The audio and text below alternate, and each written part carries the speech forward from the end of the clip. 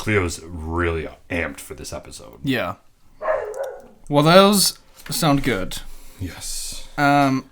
Rating of the whiskey. Well, before we get to that, so I'm excited. we have been in talks with Hartman's Distilling again. As you know, we did 2 episodes with their bourbon and their rye. Yeah. And Justin Hartman, the owner who we had an interview with, I believe it was special interview number 11, if you want to go back and check that out. He wants to do a virtual whiskey talk. So every month on a Saturday, him and his distillery do a whiskey or a bourbon talk, which is they basically sit down and discuss different topics around like distilling and making whiskey. They go from the maturation in barrels to the distilling process to how they actually, like, if they're using plate distilling or filtration.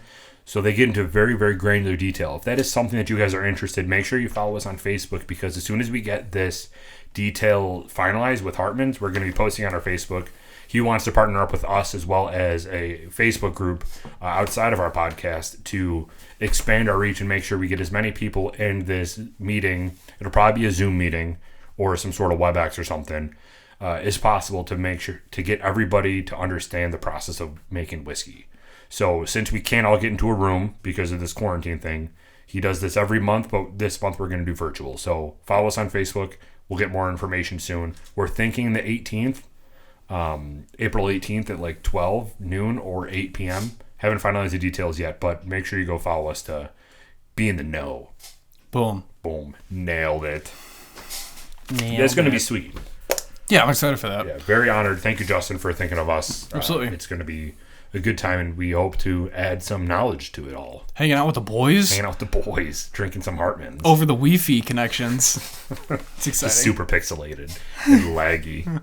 I'll be talking 5 minutes after he asks me a question. Probably. Yeah.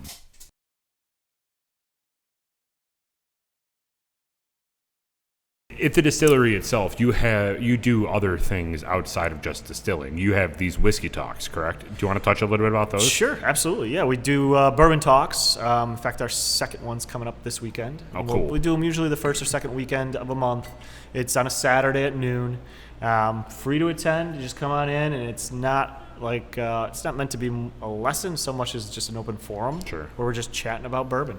And I'll post the subject matter online. I think our last one was on maturation in the barrel, Yep. and it was all about, a lot of it to do is about toasting, because it's crazy what's going on in the bourbon world now. I don't think many people realize this, and they're not giving it its due, in my opinion, is that they just started toasting barrels like 5.5 to 7 years ago. When you mean toasting, can you just explain that a little bit? Yeah, absolutely. So you used to go down to Kentucky. In fact, first time I went with my dad and my brother, we went to and did a ton of distilleries, right? And everybody talked about their char.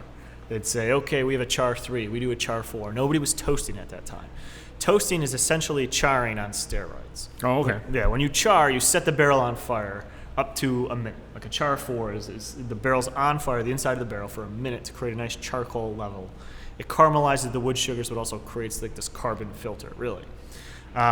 What they've been doing in the world of wine across the ocean for years is they've actually been toasting barrels, which they'll put a heated element inside the barrel for 45, 50, almost an hour, and they'll slowly cook it.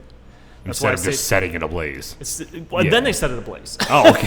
Nice. So you char it on top of that, because the charring really is more for filtration than it is for tasting. Sure. So it's all about caramelizing those wood sugars. So they found with charring, we're getting a little caramelization, of course, but if you could cook it for 45 minutes, it's like a whole nother level of caramelization and bringing those wood sugars out towards the surface. Wow. And the big guys, they all do it now. If you go down there, everybody will tell you their toast, everybody will tell you their char, all of them. But they just started up about 5-8 years ago. And Gordon Long, one of the head salesmen out of Independent Stave, which is the biggest barrel producer in the country, if not the world, actually emailed him and said, hey, I'm doing this bourbon talks about toasting. I think it's kind of crazy how it's kind of rather new. Can you give me any insight on that? Emailed me back with a bunch of articles. They actually did a blog about it.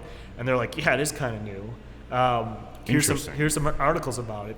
But to think that, all right, so 50 to 80% of the flavor profile comes from the barrel, right? Yep. And they just started toasting, charring on steroids about 5 years ago. It's a whole new flavor profile. So we've never had a 10-year toasted. We've never had a Pappy Van Winkle 15 toasted. It's an entire new product. It's an entire new. We're flipping the chapter on bourbon, and that's America's only native spirit. How wild is that? Yeah. That is crazy.